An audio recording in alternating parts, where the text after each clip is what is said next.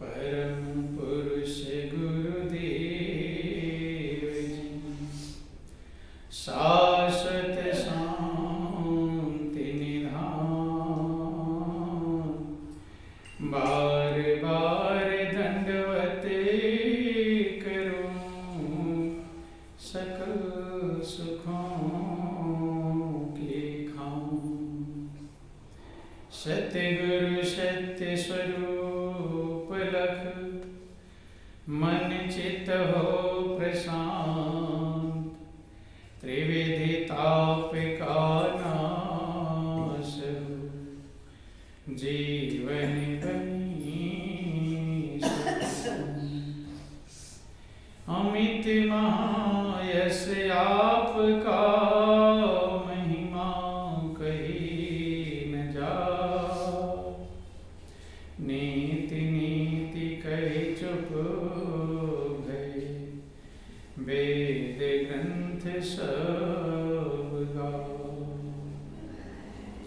महाभयानक अरु कठिन, भव सागर गंभीर,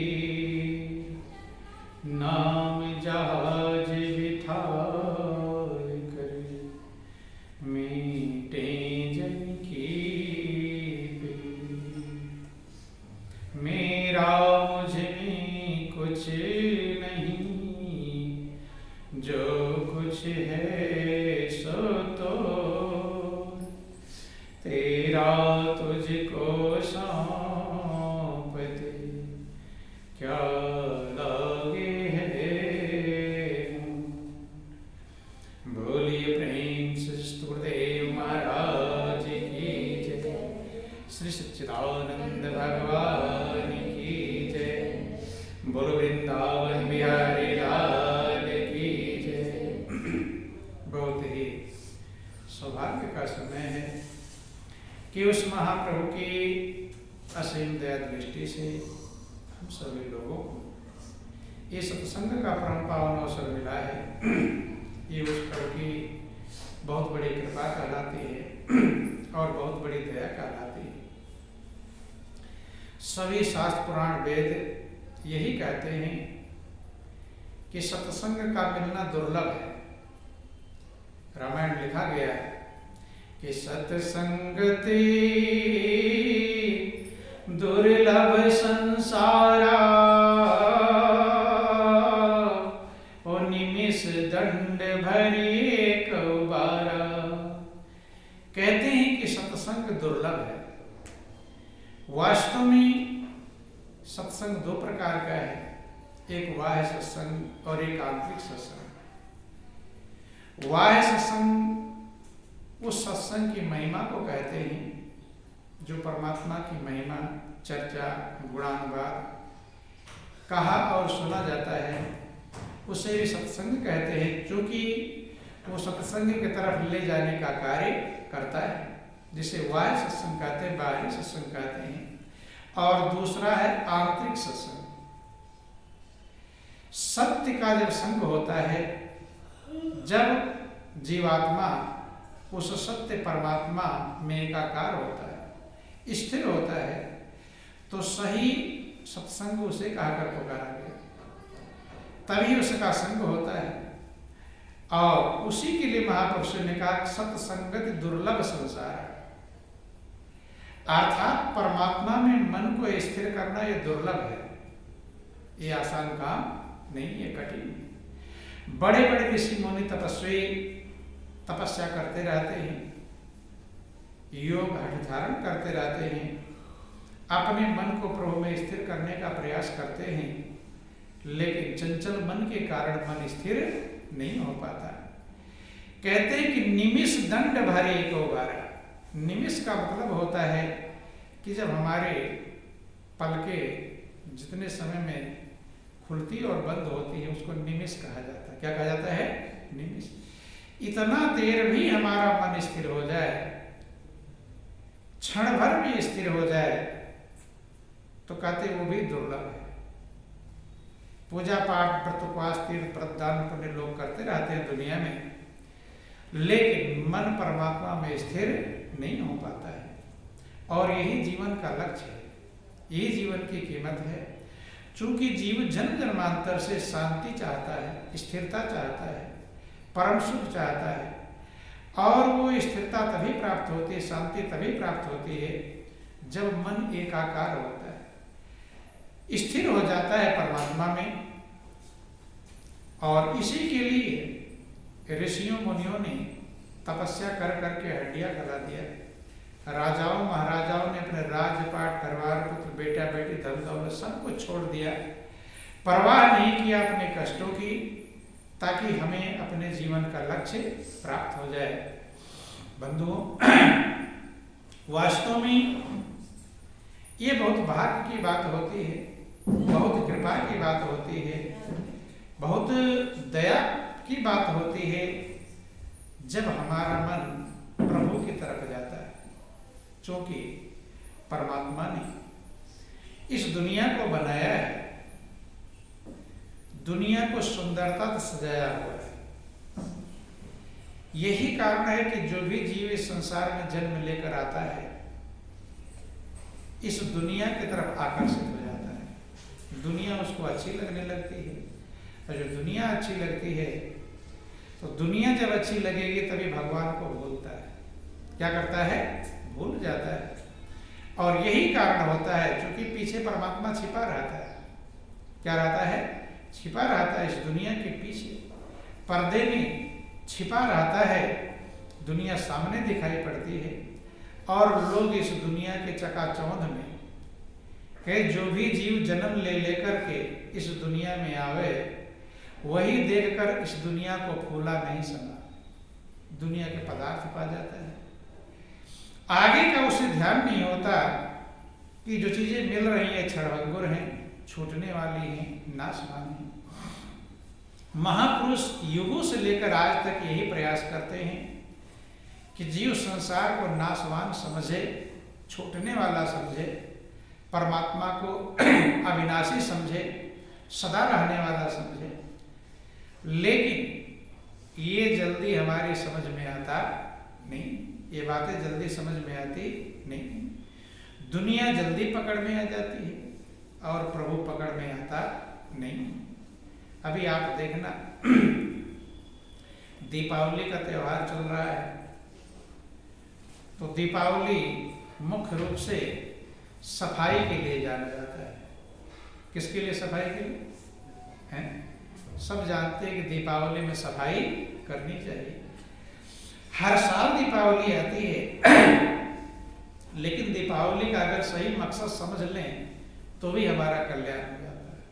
दीपावली में जो किया जाता है, सफाई इत्यादि तो सब करते हैं, उसमें किसी को समझाने की जरूरत नहीं। सोचते हैं मेरा घर कितना चमक जाए कि बगल वाले से कम चमके कि ज्यादा, क्या प्रयास रहता है? ज्यादा चमके, हमारी लाइटें उससे ज्यादा अच्छी हो। तो बाहरी चीजों में तो सब सजाना चाहते हैं, लेकिन दीपावली क्यों मनाई जाती है, इस पर कोई बिरला विचार कर पाता है। इसके पीछे, हर चीज के पीछे कुछ ना कुछ राज छिपा होता है, रहस्य छिपा हुआ होता है। ऐसे दीपावली आती है, उसके पीछे भी राज है। आप लोग कहानियां सुनते हैं कि जब भगवान राम रावण से युद्ध करके और रावण को परास्त करके, मार करके उसके कुल खानदान को अयोध्या में आते हैं, तो अयोध्या के लोग उनका दर्शन पाकर दीपावली जलाते हैं, दीपावली मनाते, घर घर में दीपक जलाते हैं। तो उसी से दीपावली मनाना शुरू कर दिए, सभी लोग मनाई जाती है। अच्छी बात है, सफाई करना और दीपक जलाना अच्छी बात है, लेकिन उसके पीछे क्या रहस्य छिपा हुआ है? सफाई क्यों की जाती है? और भी त्योहार आते हैं, लेकिन सबसे मेन सफाई वाला त्योहार कौन सा है? दीपावली। इतनी सफाई और समय में नहीं की जाती। त्योहारों में सफाई तो जब की जाती है, लेकिन सबसे ज्यादा सफाई किस में की जाती है? दीपावली में। लाइट किस में जलाया जाता है? दीपावली में जलाया जाता है। और त्योहार आते हैं, उसमें दीपक इत्यादि जला लिया, लाइट में। और इतनी दीपक नहीं जलाते जितना दीपावली में जलाते हैं। तो गौर कर लेना, विचार कर लेना बंधु, आपकी आत्मा ही परमात्मा का स्वरूप है। किसका स्वरूप है? परमात्मा। भगवान कृष्ण गीता में कहते हैं कि इस देह में स्थित जो आत्मा है वो परमात्मा ही है। वही आपको जो सही दिशा निर्देशन करता है तो उसे अनुमंता कहते हैं। वही जीव का स्वरूप जो धारण करके भोगता है तो उसे भोक्ता कहकर पुकारते हैं। ठीक है। और सबका चराचर का स्वामी होने से पारब्रह्म परमात्मा सच्चिदानंद कहकर पुकारते हैं। बंधु, जब इस आत्मा के पास भी रावण मौजूद है, क्या मौजूद है? रावण, और उसी की लड़ाई है। बंधु, सभी के अंदर में रावण को कहते 10 सिर वाला था। कितने सिर वाला था? 10 सिर।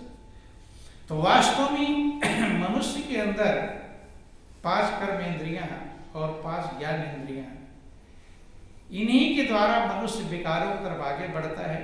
और इन विकारों को ही रावण कहकर पुकारा गया। क्या कहा गया? रावण कहकर पुकारा गया। जब आपकी आत्मा प्रबल होती है, बलवान होती है, मजबूत होती है, तब इन इंद्रियों रूपी रावण पर विजय प्राप्त कर पाती है। क्या करती है? विजय प्राप्त कर पाती है। और सही दीपावली तभी आपके अंदर में मनाई जाती है। वो साल भर में एक बार नहीं, वो हर पल दीपावली। क्या है कि जला लो ज्ञान के दीपक, मना लो तब दिवाली है। हर पर दीपावली सबके अंदर मौजूद है। इस दीपावली में पटाखे फोड़ते हैं। दीपावली आएगी 2-4 दिन बाद सुनना उसके बाद में कि पटाखे से उतने वहां मर गए, इतने यहाँ हो गए। हैं, सुनते हैं कि नहीं सुनते? क्यों?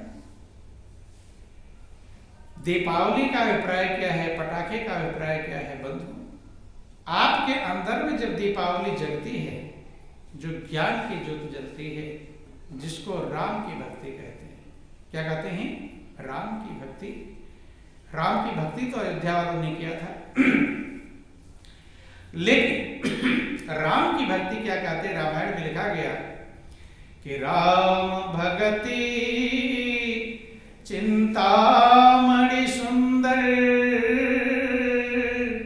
और बसे गरुड़ जाके उरे अंतर, परम प्रकाश रूप दिन राती और नहीं कछु चाहिए दिया घृत बाती। कहते हैं राम की भक्ति जिसे दीपावली कहकर पुकारा गया, वो एक ऐसी चिंता बड़ी है जो चिंताओं को दूर करने वाली बड़ी है। चूंकि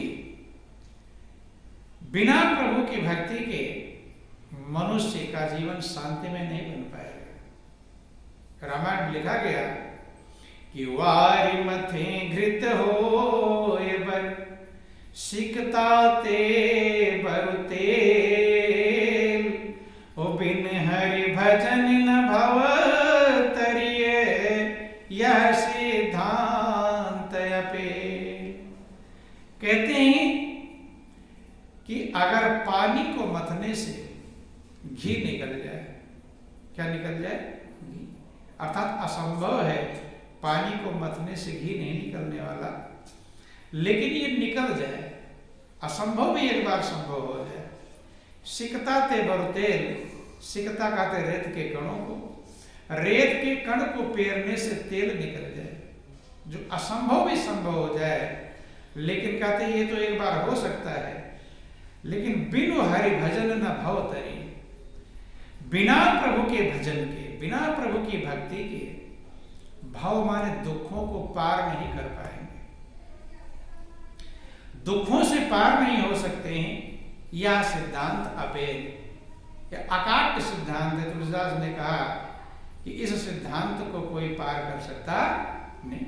तो बंधु, प्रभु की भक्ति ही एक ऐसी है जो आपको शांति और स्थिरता प्रदान करेगी।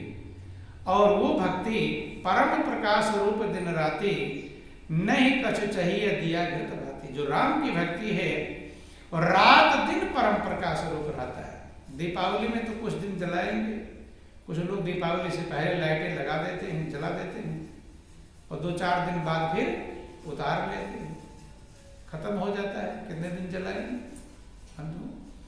लेकिन जो राम की भक्ति रूपी दीपावली है, परम प्रकाश रूप दिन राति, रात दिन 24 घंटे निरंतर परम प्रकाश रूप में रहता है। उसे न दीपक चाहिए, न घी चाहिए, न बत्ती चाहिए। उसी को भागवत में वर्णन आया, भगवान कृष्ण प्रतिदिन ब्रह्म मुहूर्त में उठकर अपने आत्म स्वरूप का ध्यान करते हैं। तो वर्णन आया कि आत्म स्वरूप क्या है? वो सजातीय और विजातीय भेदों से रहित है। अर्थात जिस प्रकार से किसी भी वस्तु को देखने के लिए दूसरे प्रकाश की आवश्यकता है। क्या है? दूसरे प्रकाश की। कुछ भी हम देखना चाहेंगे तो दूसरा प्रकाश का सहारा लेना पड़ेगा। अगर प्रकाश नहीं तो दिखाई नहीं पड़ेगा। लेकिन कहते हैं वैसे ही वो आत्मस्वरूप स्वयं प्रकाश रूप है और इसीलिए उसे कहते हैं कि उस आत्मस्वरूप का ध्यान भगवान कृष्ण भी करते हैं। जो आत्मस्वरूप है सबके अंदर जो एक है। महापुरुषों ने कहा एको देवो सर्वभूतेषु गूढ़ा साक्षी सर्वांतात्मा। कहते एक ही देव है जो सब प्राणियों के अंदर गूढ़ रूप में, गुप्त रूप में, रहस्य रूप में समाया हुआ है। बंधुओं, तो वो दीपावली जब अब आपके हृदय में जलेगी, कहाँ जलेगी? हृदय में जलेगी। और दूसरा चीज जो पटाखे बजाते हैं, सभी के अंदर में अनहद नाद, जिसे महापुरुषों ने कहा कर पुकारा, जिस नाद की हद नहीं है, निरंतर।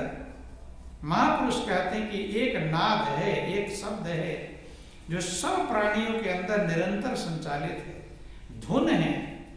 वो धुन, बाहर के पटाखे सुनकर आप बेचैन हो जाएंगे। दीपावली का जब दिन आएगा एक दिन आगे पीछे, तो आप पटाखे की आवाज सुन सुन कान में दर्द करने लगेगा। लेकिन उसी का प्रतीक है जो आपके अंदर अनहद निरंतर बज रहा है। जैसे महापुरुष कहते हैं कि बिना बजाए जिस दिन बाजे घंटा शंख नगारी, और बहरा सुन सुन मगन होता है तन की सुधी विषय। ये पटाखे कान वालों के लिए दुखदायी हैं और बहरा तो सुन भी नहीं पाएगा। लेकिन अंदर का जो अनाद नाद है, जो शांति का भंडार है, जो चैन देने वाला, ये बेचैनी देने वाला है। ये जलाने वाले का भी हाथ किसी का फट जाएगा, किसी का कुछ हो जाएगा, कोई मर भी जाएगा। बंधु, वो अनहद नाद सभी के अंदर निरंतर बज रहा है। लेकिन वो दीपावली कोई बिरला मना पाता है।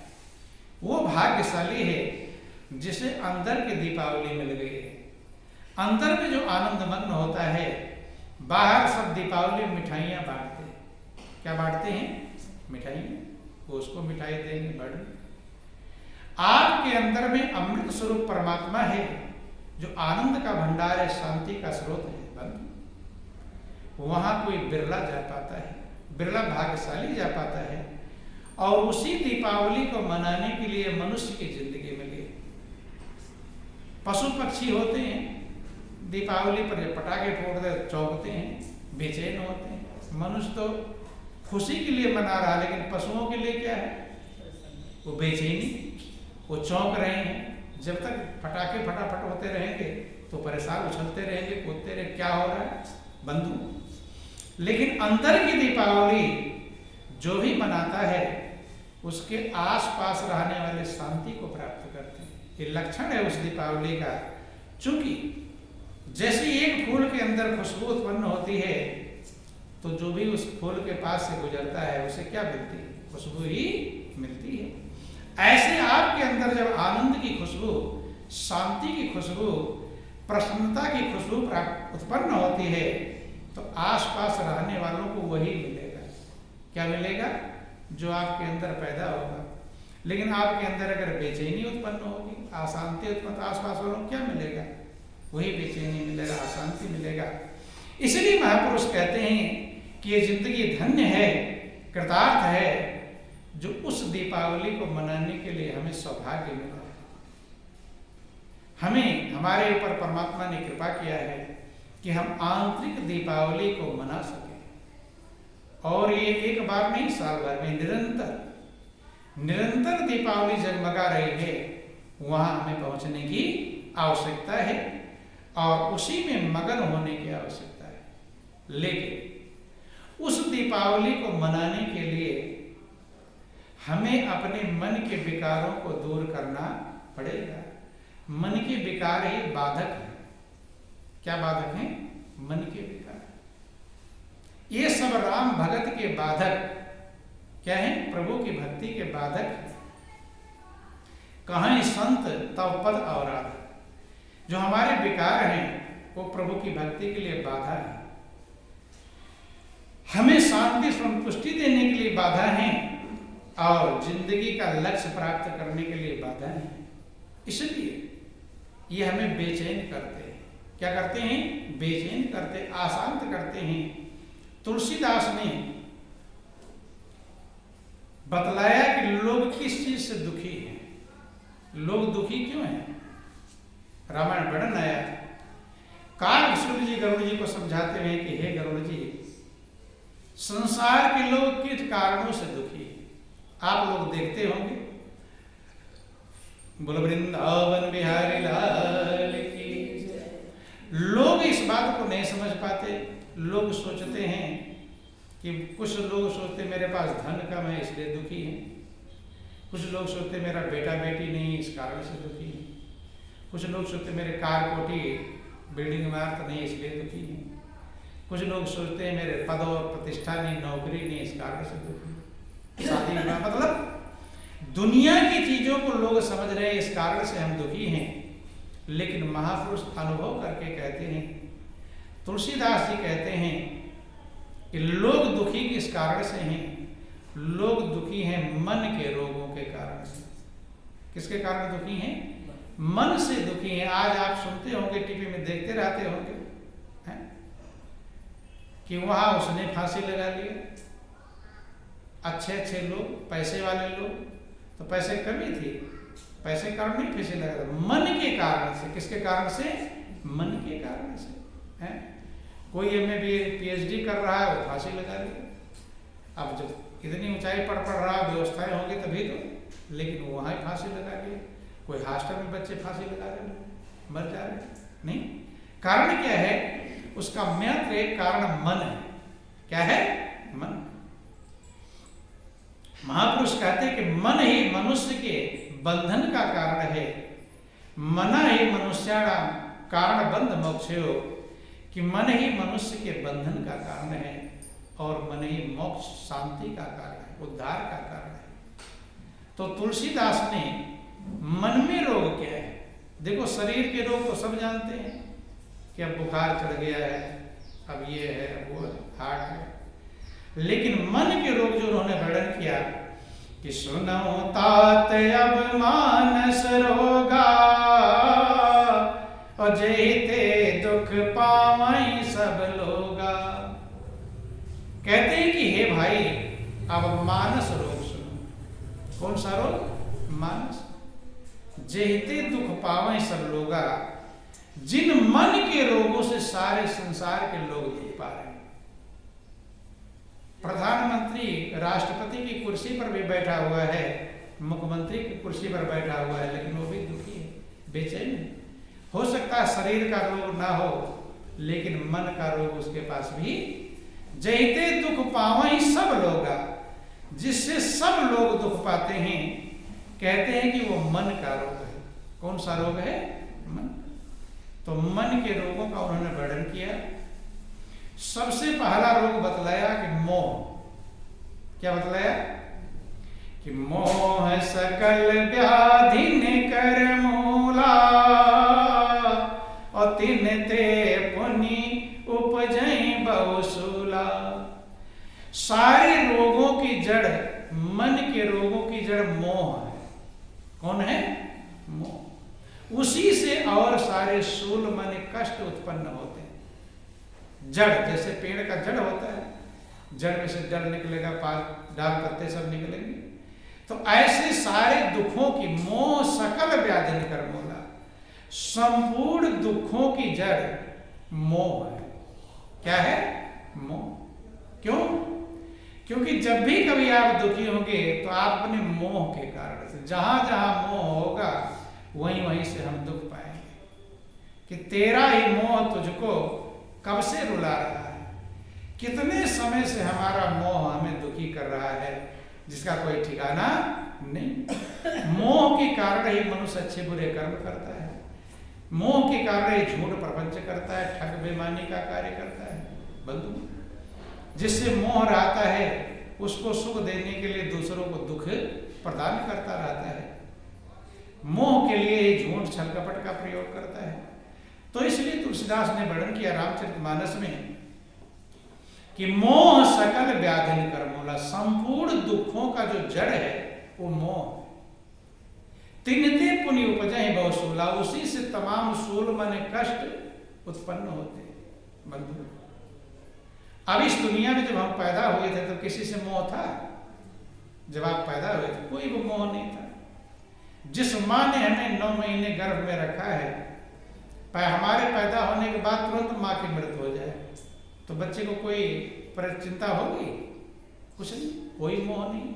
लेकिन धीरे धीरे धीरे धीरे मोह बढ़ता है, बढ़ जाता है, और जैसे जैसे मोह बढ़ता है तो वैसे वैसे दुख भी बढ़ता चला जाता है। बंधु, इसलिए कहा कि मोह के बाद फिर आगे उन्होंने वर्णन किया कामनाएं। कामनाएं मानी इच्छाएं। इच्छाएं जब नहीं पूरी होती तो हम दुखी हो जाते हैं, और इतनी इच्छाएं हैं कितना पूरा होगा। इच्छा के अनुसार जरा सा नहीं हुआ तो बेचैन हो जाएंगे कि काम बात कफ लोभ अपारा, और क्रोध पीत नित छाती जारा। कहते जो कामनाएं हैं वो वायु के रोग के समान है। किसके रोग के समान? वायु। जैसे किसी को वायु का रोग हो जाए तो आज घुटने में दर्द करेगा तो फिर कभी गर्दन में दर्द होने लगेगा, वायु का रोग चलता रहता है। ऐसे कामनाएं बदलती रहती हैं। क्या होती रहती है? आज ये कामना है, इच्छा है तो बेचैन है, कल दूसरी कामना हो जाएगी फिर वो बेचैन करेगी, परसों तीसरी कामना हो जाएगी फिर वो बेचैन करेगी। तो जैसे वायु का रोग जगह जगह दर्द करता है, परेशान करता है, ऐसे जो हमारी कामनाएं हैं, जो कामनाएं हैं वो हमारे दुख के कारण है, दुख का कारण है। महापुरुष कहते हैं कि जब जीव को प्रभु का भरोसा होता है तो अपनी कामनाएं खत्म होती हैं, प्रभु की इच्छा क्या है मेरे लिए वो देखता है, और जब प्रभु की इच्छा में राजी होना शुरू होता है तब दुखों से छुटकारा पा जाता है। बंधुओं, तो कहते काम बात उदाहरण दिया, शरीर के रोगों से मन के रोगों की तुलना किया। जैसे वायु रोग जगह जगह दर्द करता है, ऐसे कामनाएं हमें बेचैन करती रहती। कफ लोभ अपारा, और दूसरा रोग है लोभ। तीसरा रोग कौन सा है? लोभ। लोभ भी बहुत बड़ा रोग है। रोग है कि नहीं? लोभ के कारण भाई भाई में दुश्मनी हो जाती है, बेटा बाप में विरोध, पति पत्नी मगज में क्या क्या हो जाते हैं। लोभ के कारण कौन किसका गला काट देगा कुछ भरोसा नहीं। तो बंधु, तीसरा रोग तुलसीदास ने वर्णन किया, लोभ बढ़ा हुआ कफ है। काम बात कफ लोभ अपारा, ज्यादा कफ बढ़ जाए तो खांसेगा, थूकेगा, न रात में नींद न दिन में नींद। ऐसे जब लोभ ज्यादा बढ़ जाता है तो मनुष्य को न दिन में नींद आती है न रात में, बेचैन नहीं रहता।